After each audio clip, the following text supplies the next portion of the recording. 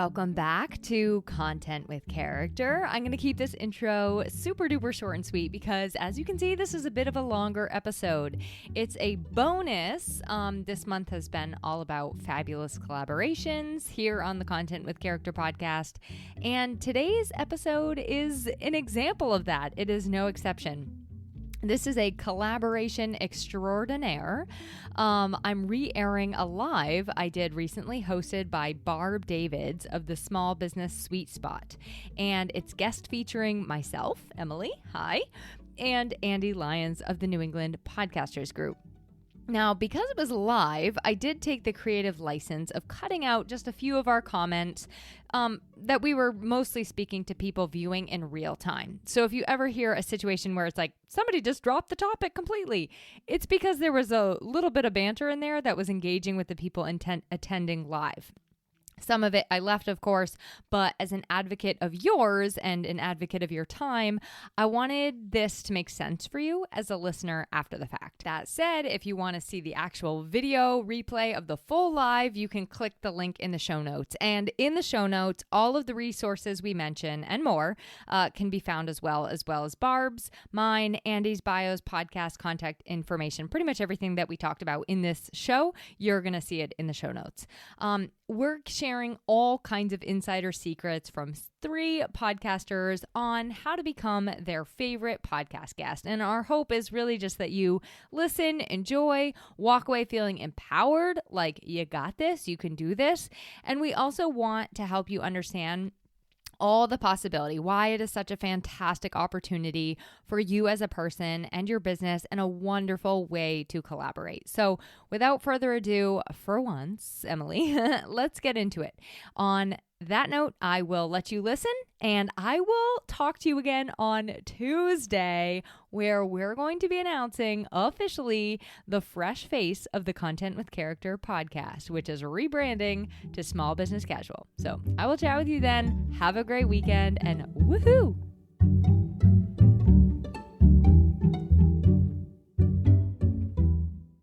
Emily. Hi, Barb. Hello. Happy Thursday. Happy Thursday. Happy podcasting. All the good things. So we're going to talk about podcast guesting. Yay. Can't wait. Things. Favorite topic. Yes, exactly. All right. Welcome. What's up, Buttercups? We are going to talk about podcast guesting, Emily Aborn and I.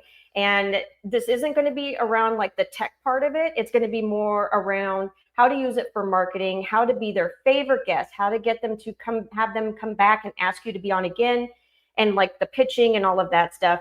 So we're going to start with a little bit of background just so that you get an understanding of why we are so excited about podcast guesting and why we would like you to be so excited. So Emily, I'm going to let you start because you've been in it longer than me. Oh, wow. Okay. Well, I mean, truth be told, I've really had the podcasting bug since I was like a little kid. I had like the tape recorder and I'd run around interviewing everybody and all that stuff. So I have been a podcast host at heart since very, very young. But it actually was my first job out of college. I worked for a chiropractor and she had a podcast called For the Health of It. I think she's still running it, actually. I got to be on her show as her co-host and we just had a lot of fun doing that. And I was like, okay, I love this medium as a way of learning. And like, I want to say what I really love about audio. Like there's something about audio that gets into our body. And so when we're like listening to something, the information just has this way of like integrating in a way that reading it does not. So it became, I was hooked, and I actually ended up going to that same studio to learn how to like produce one of my own. And I had a show for 4.5 years called She Built This, where I did have guests on. And this is where I learned as a host all of the things I love and also don't love about guests that come on to podcasts. And like some of the things I would watch people do, I was like, oh my gosh, these are just mistakes that people are repeating over and over and over again. And I want to help. I'm like so desire to help them be a better guest because what they have to say is so, so good. It's just about, how they're presenting it to the host. And so I think that's what we're really going to get into today is like how important it is for the host to be advocating for their listeners. And that is why it's so important for us as guests to put our best foot forward and say, like, I want to be the guest that is going to help your listeners get value and help you shine as a host, right? Mm-hmm. So today I host Content with Character, which is soon to be rebranding to Small Business Casual.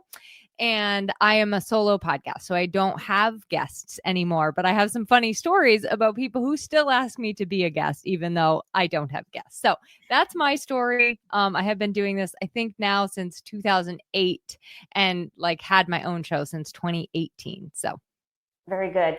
And then just for reference too, who's your sweet spot? Who do you help and how? I help small business owners, nonprofits, and I have like this special little niche in the interior design and home trades industries as a writer, as a copywriter. Great. Awesome. Because I think sometimes too, we think about podcasting as like, that's our only thing, or that's that person's only thing. And it's sometimes just an extension of our day-to-day business. Yes. Yes. Agreed. Yeah. So my background is I started mine just like a year and a half ago, and I had been toying with the idea for like a couple of years. I was like, no, I can't do it. Yes, I can. No, I can't do it. And I just kept going back and forth because I was so scared to do it. And so then for probably a good couple months, I was like all enthralled in like how to do it right. And that really stopped me a lot because people kept telling me all their different things. And I was like, okay, I'm just done with this. Like, I'm just going to start it and just deal with it. Like, it'll be what it is. And then I started podcast guesting. I didn't start guesting at the very beginning. And then I went into guesting and found that I loved it just for the sheer fact of it felt easy to me because I was already talking about stuff that I loved and that I knew. And I know when we started talking and we first met and we were talking about how to pitch, I got really nervous then about how I pitched you. And we talked before that. Thankfully, I didn't pitch you as being a guest specifically because you didn't have them. Because when we first met is when I was first doing it, and I was just like going on everything and anything, and have since learned there's a good way and a bad way, not a right and a wrong, but there's like different ways to figure out like how to do it so that it works for you or for me or for whatnot. So I think the big thing is people get hung up on tech as sort of a procrastinator type thing, maybe. Yeah. So it'll be fun to get into this this detail. So now we're going to bring on our special guest. Dun, dun, dun, dun. Ande Lyons. Ande Lyons. Woo! Hello, goddesses. I'm so happy to be here with you talking about one of my favorite topics, not just podcasting, but about guesting. I mean, my gosh, do you remember the first time you were a guest on a podcast? Wasn't it scary? Yes, I actually think it was scary. and how about the first time you interviewed someone? Very scary. Yes. I followed every question I had written down to a T like a robot. Yes. Over prepare 100%. Yes, for sure. Ande, tell us a little bit of your story, because you not only have a podcast of your own, and this is not your first rodeo, you also run an entire group full of podcasters. No. Oh my gosh. Well, again, thank you so much for having me.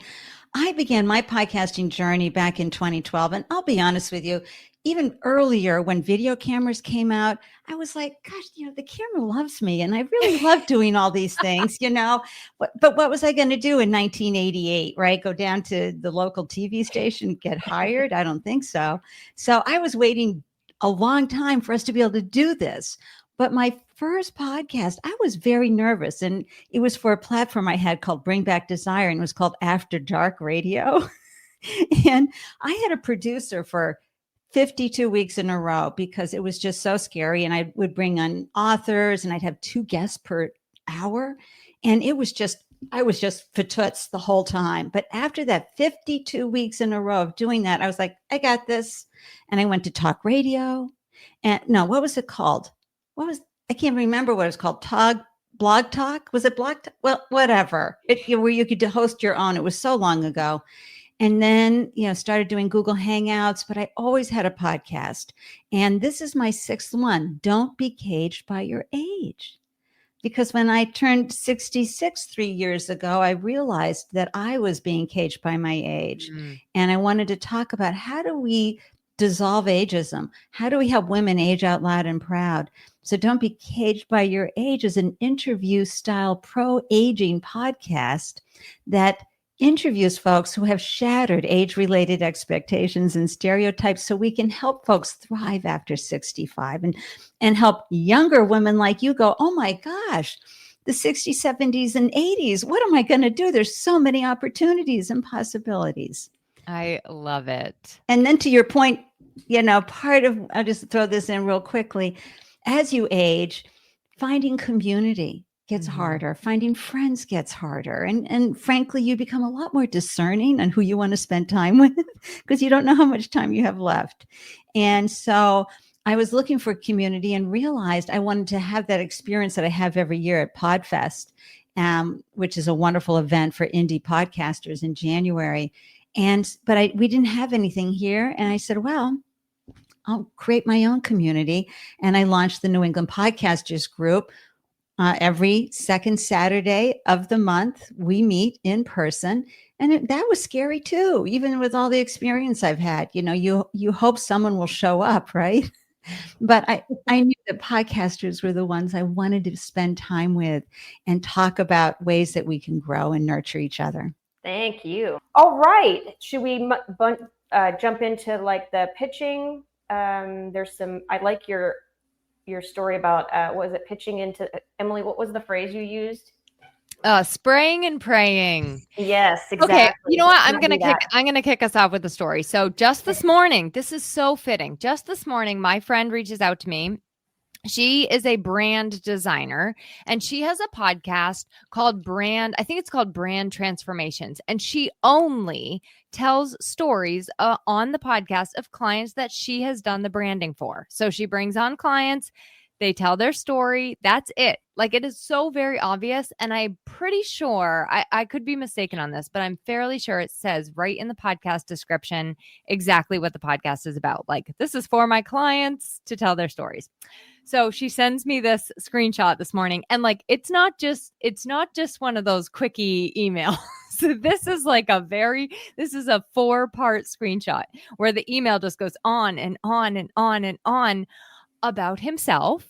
And it has a one sheet, which I was like, you should ask him if he wants your help branding, because it was not beautiful. But he also has a one sheet, which also is going on and on and on and on about himself.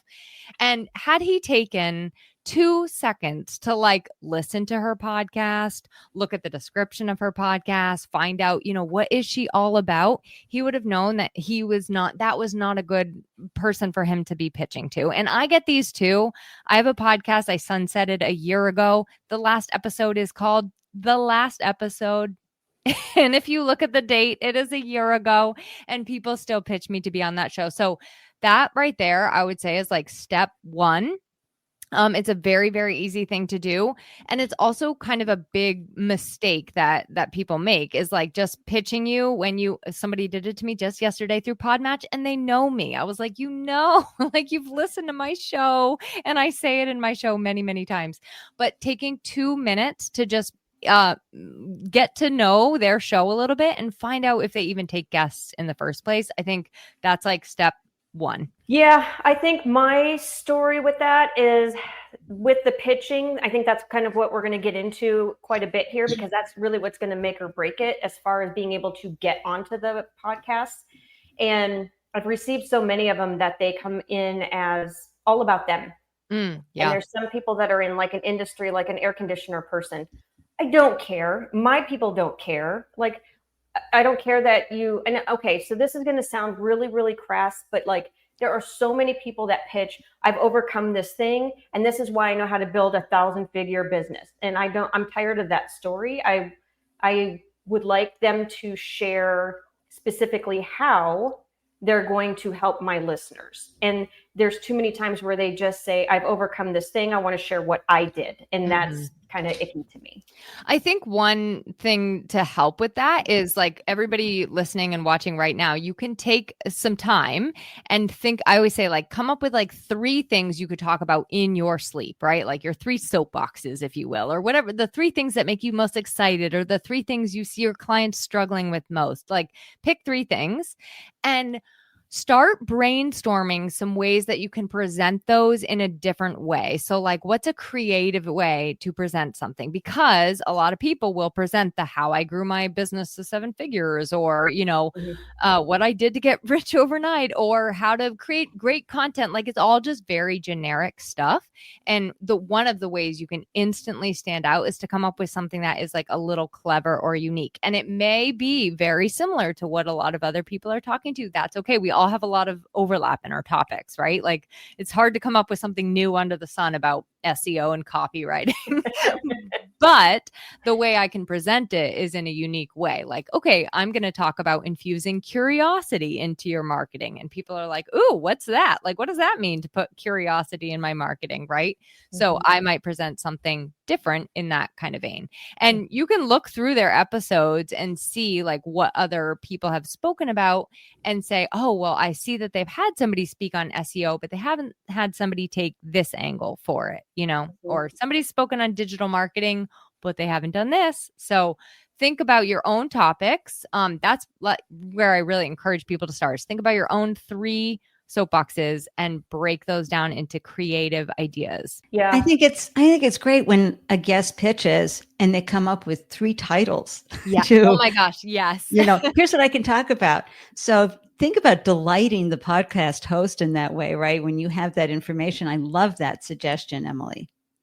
I even like to give them like little bullet points underneath that, just so that then, those can directly be translated into show notes. And as a host, I look at that and I'm like, great, you just saved me like an entire hour of work. Yeah.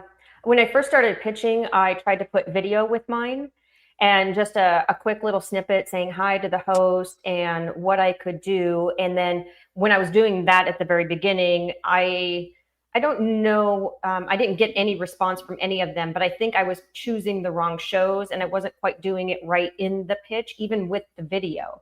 And so I wonder what you guys think, because you guys have been in it for so long. Do you think pitches need a video, or how does it matter? I feel very strongly about that. Anybody who pitches me, I say, please send audio and video snippets.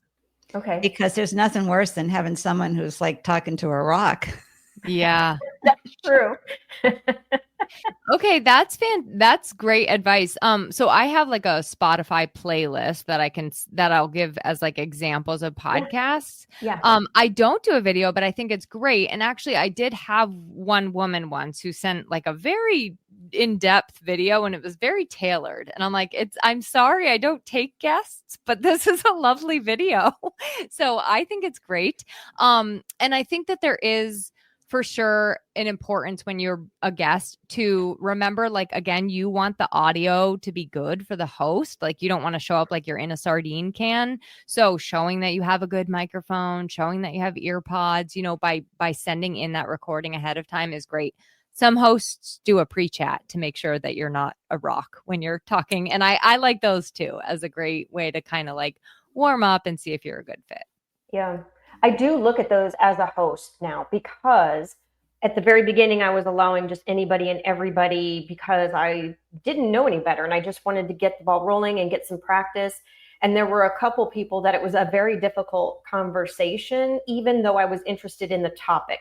And I thought that my listeners would be. Like, one guy came on and was talking about some health related things, but he came in no shirt and he was outside, and it was an awful sound. And I'm all for coming as you are and being who you are. However, I do think that there's a certain sense of professionalism to bring to these interviews. And then I try to let people know too, be as verbose as you want, because like, this is all about them. And if I get the sense that they're not going to be verbose from previous interviews that I've checked, now I check them, then I'm kind of like, okay, now I've got to approach it a little bit differently if I do indeed have them on. So I think I like the idea of having videos from a host perspective. I like to think of it, or I like to remind people that like a podcast guest interview, it's not just another date in your calendar. It's not just like another Zoom call. It's like you want to take it very seriously, put time into preparing, like treat it sacred, because you really are, you want to put your best foot forward just as much as you want to have the host be like, oh my gosh, that was amazing. So I know Amy says, no shirt for real in Yeah, the it was pretty comments. funny. Yeah. Well, and speaking of that, and I mentioned how discerning I am now that I'm 69. May I just chat about you as the podcast guest as you're reviewing whether you want to be on a show? I really invite you before saying yes or going out and doing a pitch, check the audience fit. Yeah. Do the listeners match the people you want to reach? Because this is one of the main reasons you're as a podcast guest, you want to increase your visibility and engagement and have it as a funnel opportunity for your business. But also, the host style. Is this a host that runs a conversation that you feel comfortable with them? And then production quality. Are they just haphazardly making this happen, or do they really care about the production of their show? How long have they been around? Is it a sporadic podcast? Are they consistent? And then will it be a mutual exchange of value, right? Or are you just a slot filler? There's so much going on to checking it out. And I remember someone reached out to me to be a guest in their show. And I was like, oh, this is fascinating. But I did. I hopped on YouTube, did a little search. He had a whole another side to his life, and it had pornography involved with it. And I was like, OMG. And so you have to screen the podcasts and really check them out on Google, on YouTube, and just make sure you're in alignment because your brand is so important and you've got to protect it.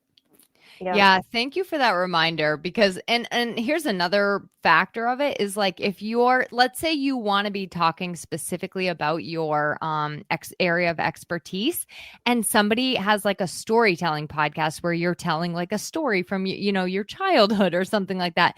Like you want to make sure that you are aligned on topic too. I've been on podcasts, which I knew what the topic was, but I'm like, that probably was not the highest and best use of my time right now, because I'm like, I talked about walking in the woods and my childhood, and that's all fun and lovely for like my best friend, but not what I want to be using my podcasting time for. Yeah. And you don't get to edit it out, right? Because sometimes as hosts, we sit there and go, what was that rambling on there? Get out. But as a guest, it's gone. There you are. Yeah, I think I learned the hard way that I don't just guest on any podcast anymore either. There were some that came up and they wanted me to guest on them, but I also learned that they published like daily or they published twice a day. And so their method of podcasting was meant to just quantity versus quality for whatever reason. People do this also just for monetization versus some other purposes. But I started going on those thinking, oh, this is great. They want me on there. And I'll get in front of a bunch of people because they have 2,000 million followers and they have a bunch of videos. But really, you don't get to stand out as much because that host has certain questions or just the energy of it doesn't quite align, at least not with me. It doesn't align with me anymore. So I don't go on those because, yeah, it's actually great for a backlink, for an SEO backlink, but it's not that good that it's going to make or break. So I don't really go on those types anymore. So I found which ones I like to do and which ones I don't like to do.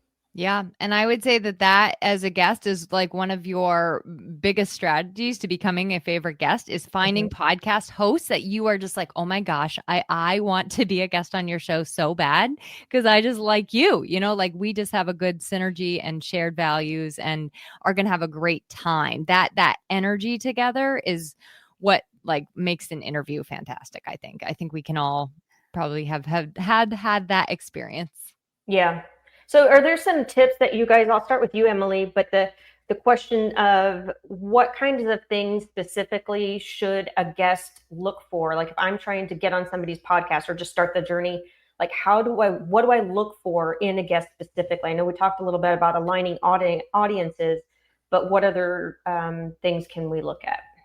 All right. So usually I will, when I'm pitching to be a guest on somebody's podcast, I'm going to show them first and foremost, like the value that I'm going to bring their listeners. Like I don't want to make it the me show when I'm sending a pitch. I want to show them I took time and I actually listened to 2 of your episodes at least, because I personally, as a guest, like to know the format. Let's say, for example, I think I've found a show that had like a 7 a.m. live, and I pitched to be on their show, and then he's like, "Great, we do all our shows at 7 a.m. live," and I was like, "Oh no, no, no, no, no, no." So we do have to, like, that is my number one first tip, is listen to an episode, and like maybe even 2 if you can. You want to kind of learn the format. You want to know if that host has like any of those special pop-up questions that they ask every single guest, and here's why. You can use that in your pitch, and you can also use things you pulled from a specific episode in your pitch. So like if I know that at the end of every episode a host asks like, who's your most inspiring quote, or what's your most inspiring quote, right? Then I might bring that into my pitch and be like, I love at the end of every episode you ask this, and here's mine, or I might bring it in. So being specific in your pitch can be elevated when you like take time to listen to some of those episodes. So I think that's my first tip. And then really putting that value forward. So like, here's what your listeners will walk away with, or here's what I'm going to bring to your listeners, right? Not like, I just wrote this book and I'm publishing it and I want everyone to know I'm doing a book spree because that they're like, great, that's you. And that's not my goal. But thank you so much for pitching. Yeah. Ande, do you have any tips? Well, first of all, I want any newbie guester for podcasts to know that they deserve to be a guest. They deserve to be in the seat, to claim that seat, to own that. Your voice matters so much. And yes, sure, it's been done before or said before, but not by you and not for those folks listening. You're bringing your unique quality. So please remember that. Okay. Claim your seat on the podcast.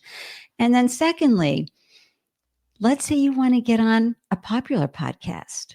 What's a good way? Just a blank, showing up out of the blue to be on a popular podcast really doesn't work unless you've become a famous influencer yourself. So I suggest going to the platforms that podcast host hangs out on and start following them like glue. Okay. Just, retweet. Well, listen to me, retweet like the old days. Repost on LinkedIn, repost on Instagram, comment on the comments, right? Really start amplifying their work in the world. And all of a sudden they're going to be like, who is this Ande Lyons? She's really amplifying. She's doing all these things. You get on their radar or their people's radar, and then you start nurturing it. And then you begin the process of pitching to, if they have people, to their people, and they'll already know you. And again, it could take time to get on that popular podcast, but don't give up. Your voice matters. You deserve to bring your expertise to the table wherever you glow. So the don't give up is the big one, because it is somewhat, even though it's a quality thing, it's also a numbers game. And Emily, you did a podcast all around the numbers and things from both of your perspectives, and you have to keep going. What feels like a realistic, like there's a lot of energy that has to be put into this to go find these podcasts and pitch ourselves to them. What sort of like, how many do we have to do to get this many interviews potentially? Like, what's it like for each of you? And maybe I'll start with Ande first on this one. Well, it's important to know your strategy, first of all. Like, what is the outcome? Why are you wanting to be a guest on a podcast? So once you have a real clear understanding of what that vision is, then you start walking it backwards. Well, what kind of topics, what kind of stories, where do I want to be in order to create the kind, to leverage this experience so that all of a sudden I'm more visible and more people get to see me and learn what I'm doing. And you have that ability to be the connector, right? You have that ability to tell those stories. So as far as that goes, I just really think, because sometimes folks just start saying, yes, I'll be on the show, and which is wonderful. You get your sea legs. The more you do, the better you get. You make your mistakes. You start refining. But at the same time, you really have to have that desired outcome right there and understand do I have a bandwidth to do how many interviews a month, right?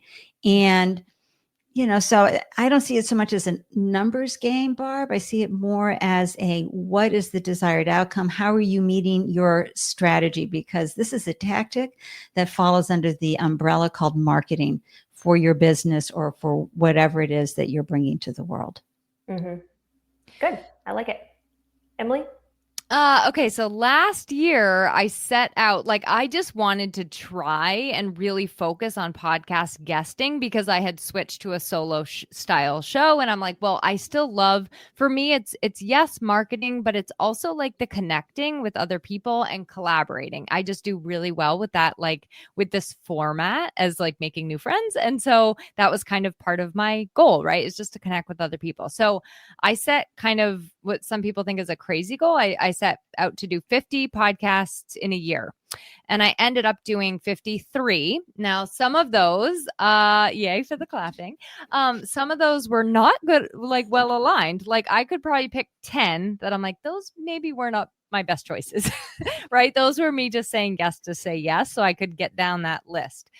So in order to get those, I think I pitched 100 podcasts. Now, some of those were introductions. Barb introduced me to at least 2 other podcasters. So some of that was word of mouth and introduction, but there were at least 100 exchanges to get to that 53 number. This year is so much different because I set a way smaller goal and I am being very careful and judicious with my pitches. And I also get a few more invites because I've done, I had last year kind of the wind in my sails, right? So this year my goal is 35 and I probably put in a total of about an hour a week. I'll probably do 2 hours every 2 weeks, but I put in about an hour a week of just the kind of looking for the right podcast to pitch, writing the pitch, creating whatever connection I need to.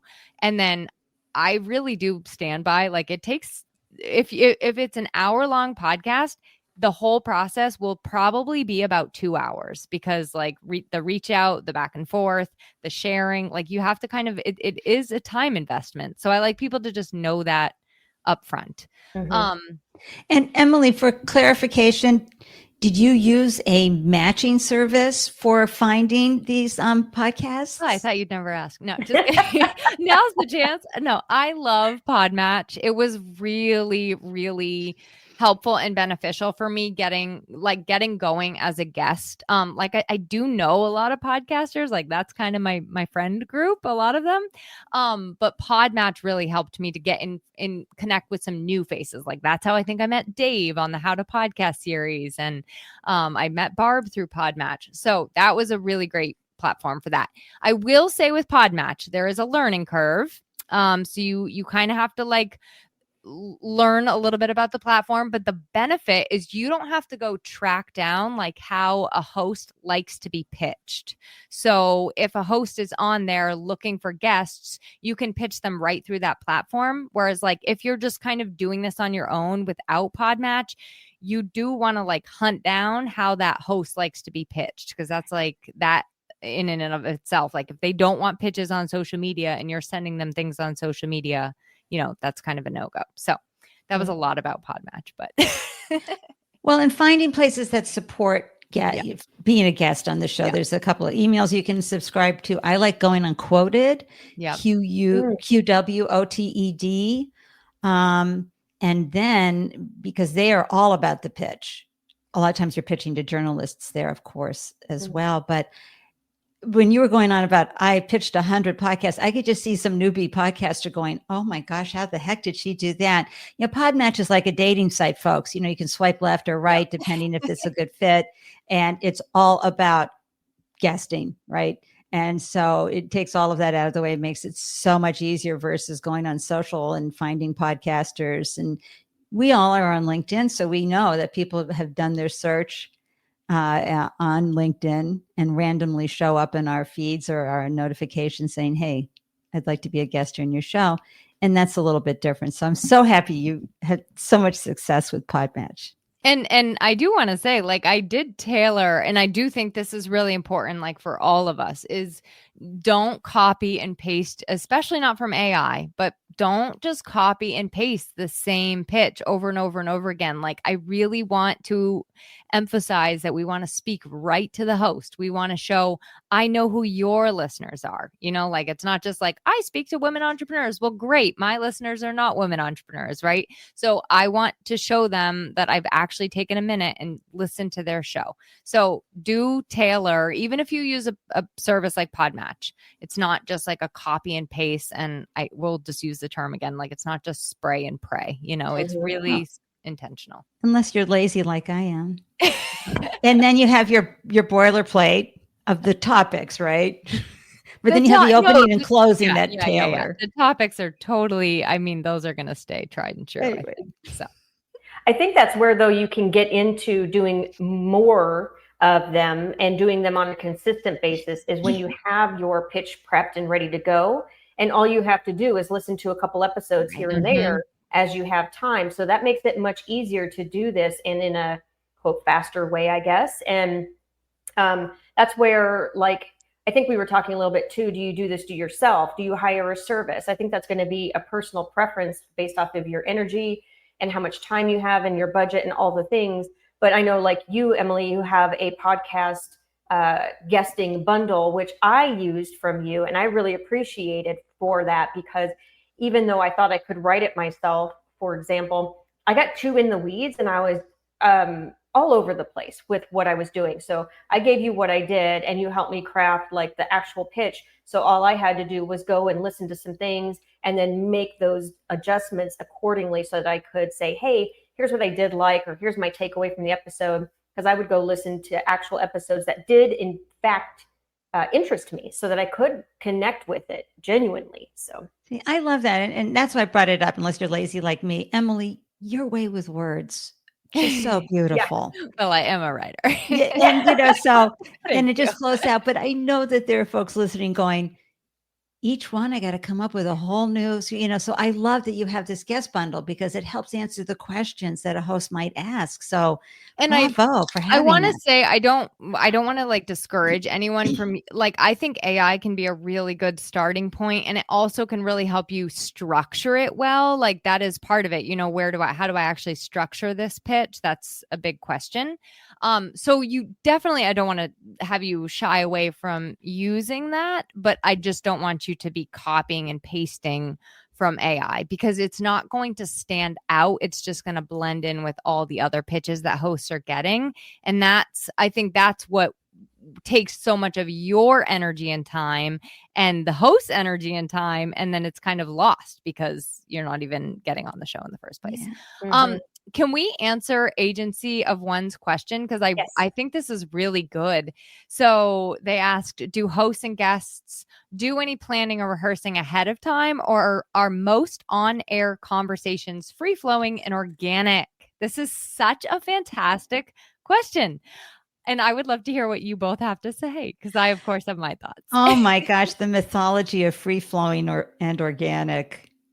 Honestly, there's really no such thing unless, you're brilliant, like Emily there, who could talk about anything to anyone. That is not true. It is such a good question, agency of one. I always send my guests questions as a framework for our conversation. There are folks who can, talk about everything I'd be asking anyway in their sleep because they're such an expert in their industry. But most, and I've been, I've got 1,000 interviews under my tiara. Most of my guests have loved the questions because it helps them prepare and helps them see that there's a beginning, a middle, and an end to the story arc of your podcast that day. And that just calms them down. And so that's such a great experience. So yes, preparing and planning ahead of time is key. Take it away, Barb and Emily. So Andy does that, and I love that Andy does that, and I used to do that because I'm a preparer, and I know that Barb does that as a host. Not all hosts do this. And so as a guest, here's what I would recommend, because I like to be a little tiny bit over prepared so that I know that whatever comes my way, I'm just like, I got this, it just helps me to kind of feel like a little safe and secure. So I will actually, I know the topic that we're going to be talking about going in, and I will just jot down some notes for myself. I mean, I even have them right here. I have some notes that I'm like, I want to make sure we touch on these things today. And I don't think that there's anything wrong with that. It also allows you as a guest, like if the host is starting to ask you questions that you're just like, you're going way off topic, it helps you kind of have a place like, all right, so I do have 5 do's and don'ts, would you like me to share those? Like that kind of thing. It just allows you to sort of prompt them back into like focusing on the topic at hand. So I'm a little bit of a preparer. But as far as like actually rehearsing, I would say that's probably pretty rare.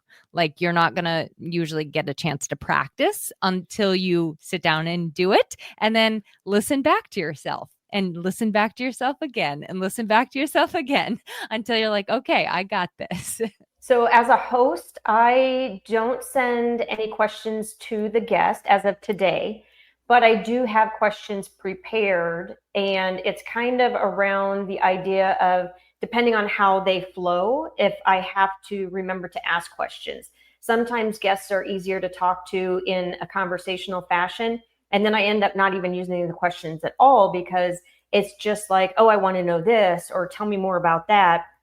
And then as a guest, I used to write down, because I know the topics, I don't really need to prepare too much. I did in the beginning, but I don't know why, because I already knew the crap. So it was like, why was I taking all this extra time to overthink what was going to be said? And so now I just kind of wing it. And I think it does vary from guest to guest, host to host, and how they do things. But I like I tried to script some of them almost. Like I was trying to make it go in a certain way because I wanted to get certain answers from the guest. And then I just quit doing that. Like that was just making it way too hard, too much time on my part, too much trying to anticipate what they might do. And then it kind of leaves little room for any like randomness, which I really love. Well, yeah, I think in my experience too, with guesting as a guest, I always, sometimes when they hit me with those random questions, like, oh, what's your favorite song? I'm like, oh my God, I've got decades of favorite songs. Where do I begin? Or, things like that. It's also really important if you can come up with your quote that you like to share that's really relevant for who you are in the world and your wonderful work in the world. Always have that, and make sure your host has that ahead of time, because mine is pastures are for horses, not humans. Things like that they can use, a little something that they can use as a soundbite. Piggybacking off of Andy's comment just now, like how to wrap up your guest interview. I think that's one thing I never learned, how to do the end. Like when they say thanks for coming on the show, and then they usually give you a chance to share your service or whatever you're promoting. But I also learned that I was telling everybody to go to my website, and that's really not appropriate in my opinion, because I was like not giving them the like a tangible takeaway. And I was assuming that they would just go to my website. I didn't say why to go to my website. And then somebody taught me to say, well, why don't you just tell them about your podcast? Because they're already on a podcast. So if you already have a podcast, send them over to one. But if you don't, send them to your website, but tell them what they're going to get there and what they can find there. Okay. So I'm with you on, I also used to say, like, go to my website. Like all the places to connect with me are there. It's like, okay, great. I now say, it may have been Barb and I talking about this, but I now say, like, since you're already listening to a podcast, it's a quick and easy jump over to mine. You can download it on the same app that you're listening to this one on. And if you like it, I would love for you to keep on hanging out with me over there. So it's that way you're not detracting one single bit from like the fact that they're loving the host podcast, right? You're keeping them on that same platform and they're there for the host. And they're also just kind of like giving you another chance. And I like Dave's tip of sending them to a specific podcast episode that ties into the conversation. I will say one call to action is all you need. Like what people are like, and then my freebie, and then my website, and then my podcast. Just one call to action. Yes, agreed. I 100% like that's the marketing 101, right? Just give them one thing to do. They can't do 5. They're already doing 20 over here. So one is good. Yes. Andy? Yeah, I'm all about gathering their thoughts at the end. Mm. So throughout the interview, I'm promoting them. We're talking to Emily Aborn today. And, you can learn more about Emily's work and follow her podcast here. So Emily, that kind of thing. So at the end, I like to hear, and I suggest anybody doing something that is emotionally, bonding to listeners, tap into, in my case, with the New England Podcasters Group, are you feeling isolated as a podcaster? Well, come join us. Come play, play in the pod garden. We have a wonderful online community where passionate podcasters connect and share and thrive and glow. We have fun, something like that, where they're going to get the emotional why. I do love that. Yeah. I think I want to start trying that. Keep the hugs going. Yeah. Yeah. That's whatever great. that looks like. And then, but I also huge fan of, as a podcaster, having them tune into an episode or a blog that you've recently written that will solve their problem and answer their questions. And Barb, you touched on this. I can't stress it enough. Please say thank you. Like, I know sometimes guests get a little awkward. You say thank you so much for, and they're like, yep, bye. It's like, no, say thank you. Say thank you. Say thank you so much for having me. I enjoyed this conversation. Just end it on that note. They're going to take it into the outro music anyway, right there. But at the beginning and the end, right? Yes. Yeah. I had one guest didn't thank me, and I just sat there waiting for the thank you. I was like, what am I going to do with that now? And then I ended up, cutting it out and stuff and did the outro. But at the time of the recording, it was so awkward. And I would just say you guys talked about emotions, and I'm just trying to find my emotions. And that just gave me like a little mini anxiety attack when you said, try to find an emotion way to connect. I'm like, oh my God, I don't know. We'll see. But okay.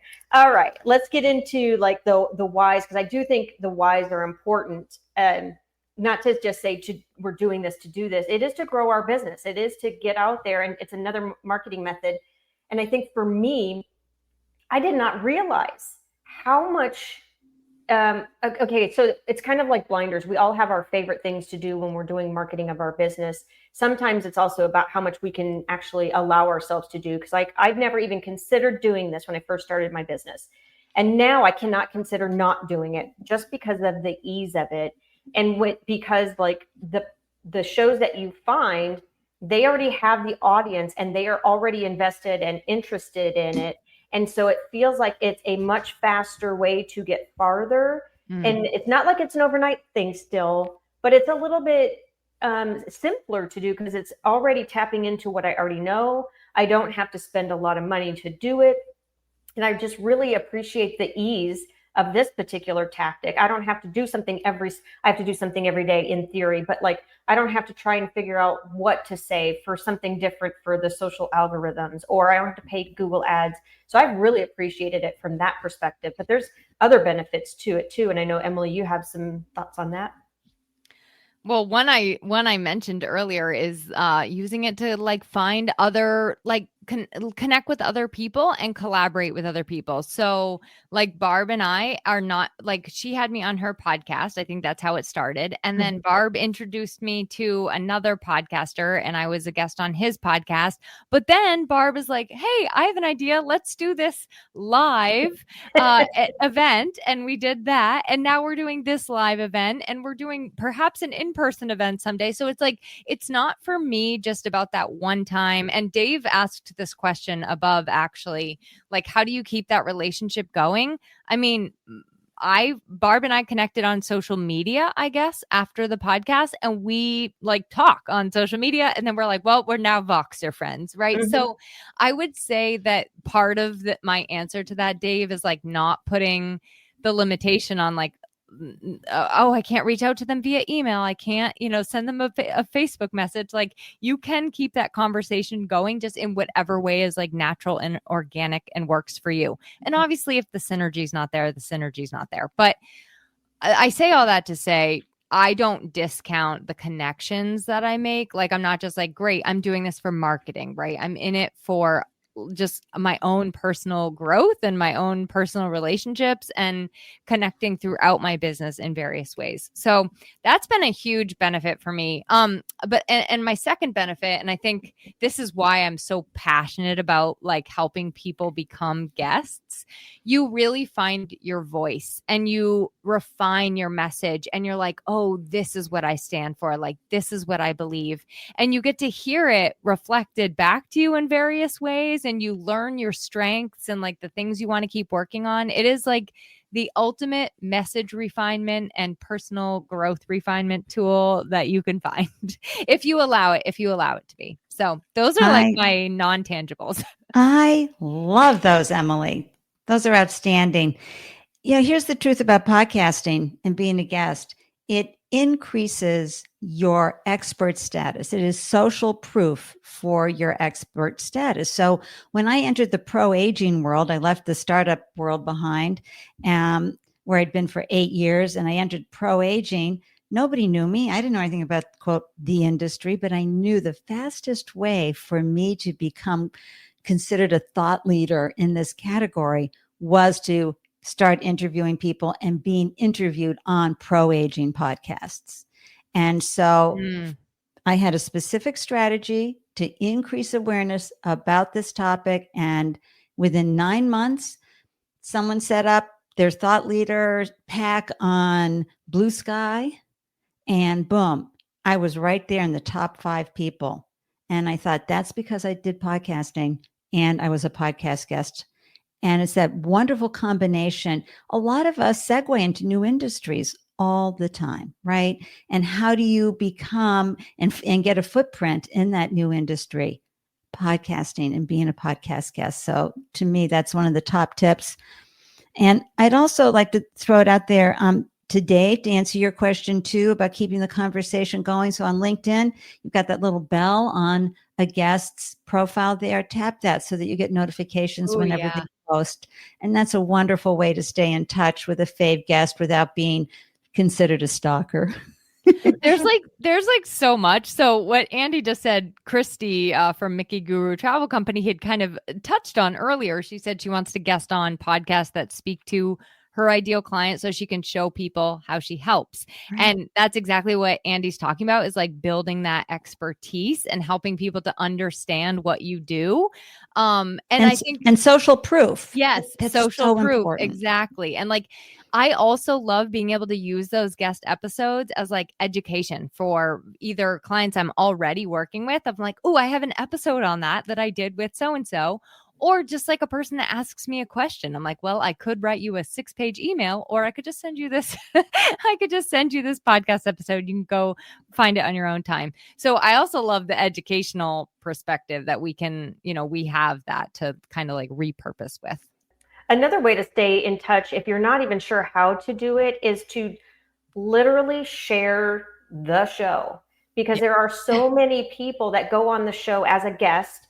I'm not saying that I can do a better job. I'm not going to shame myself, but like the idea of that host getting stuff out there is they also want to encourage you to share it. And so if you're not sure how to connect with them, or maybe there isn't a way to connect with them right away, but you want to show your gratitude for it, is to share the show. So don't just do it for yourself to get the backlink, to get the accolades, to get the whatever you're doing it for, to get the visibility. But if you share it, it shows that you actually cared about their time and their troubles that they went through to do it. And you don't have to share it just once. Oh my gosh, this is the great thing about content repurposing. Emily and I could talk about that one all day too, but that's the next live. Yeah, exactly. Oh yes. Okay, let's do it. The first, you publish it once, but you can like change it up and put it in different formats, put it on different channels depending on what, but not even just the once, like once every 3 months, once every 6 months, depending on the topic. And so you can reshare it, and that just lets them know that you really appreciated it. And it kind of helps them too, because they're looking for more ideas and they may have forgotten about it after some time. not because they meant to, it's just that there's so many that they have to do. So that can also help. Sharing your episode, I cannot stress enough. Like that is, so a lot of these indie podcasters, they might have, let's say I've had some big names on my show. And guess what they don't do? They don't share my podcast episode. They're not like blasting it out to their million followers, right? But the people that really are like excited to be on the show because they don't, this is like a podcast guesting opportunity for them. They take time to share the episode. And that is actually how a lot of the indie podcast shows grow. So I like really, really stand behind as guests, the importance of us sharing those episodes. You may not, depending on how many you're doing, like you may not get to share them all, but take time to share the ones that you can. And at the very least, reshare all of the ones that people tag you in. You can even put a page on your website that has all the ones that you've been featured in, and it gives them a backlink as well. So it's just a little nod to, hey, thanks to sharing with me too. So okay, well, I know we're getting close to the hour mark. I want to touch on, there's another question that somebody asked, and then we can do a wrap up with final thoughts. John was asking, how can you find the best match in terms of not being a competitor, but complementary to your expertise? It's a great question. Super great. Which one of you guys want to tackle this? Go, Emily. Okay, well, I would just echo or go back to what I said at the beginning about taking, Barb and I actually both do SEO, but we do it in very different ways. So even if I wanted to come on her show and talk about SEO, for example, I would take a different path than what she is taking. So I would show specifically my difference in it, like maybe I don't have a good example for that. So I probably should not have used that as an example. But finding a difference between the way that you do things or a different approach, or maybe you work with a different audience, that can be really, really helpful. Or you just have different services. I think just like going back to your topics and figuring out the differences between what you and everybody else are talking about. I've been on copywriters' shows before, and we've just talked about we've just taken a topic that I'm really knowledgeable about and they want to feature and they didn't want to talk about it themselves. So I have done it many, many times. And it's really just about finding kind of like the missing gem, I guess, in what their content doesn't have. So, all right, well, let's wrap up with final thoughts and what people can expect with, I can talk about the after this and what people can expect to see. So, Ande, do you have any final thoughts you want to wrap up with? I do. I want to give everybody a pro tip. Okay. And that is, after you've guested on someone's podcast, and if it was a good experience, please give them a LinkedIn recommendation. Yes. And if you are a host, please give your guest a LinkedIn recommendation. It's really a random act of kindness. And it amplifies. People are always screening you. They're screening podcast host, podcast guest. They're screening you, LinkedIn. Unless you've done a really good job with your SEO, LinkedIn is probably going to be the first thing that shows up in someone's search about you. And having that recommendation there is so helpful. And it really adds wind to someone's sails. And it's just a nice woohoo moment. So I just think that, and it leaves a lasting impression. And that's, what you want to do as a guest and as a host. I love that tip. And I would add on, go ahead and take the same recommendation and put it as a podcast review too. Really, really, I think my take home tip is just come with a giver's mindset. So like, this is a gift. I mean, it is a gift for both of you, right? You're bringing your expertise to the table and you're bringing great value to their listeners and their audience. And they're giving you this gift of visibility and a conversation that you have no idea what the possibility on the other side is. So just think of it as a give, right? Not a give take, and come into it with like a giver's mindset and a giver's heart. I love those. I am going to wrap up with an offer and offering people to be able to come on my podcast with the idea that you have explored your topics, that you have done the work and thinking about, and go ahead and pitch me if you would like. And I can give you feedback on that particular, but also to allow you to come on in a very easy, I would hope, fashion, because I know that you're just trying to start out. But that doesn't mean that if there's no topic, like it does have to have some substance to it, right? Like, so try and figure out what topic would help for other small business owners.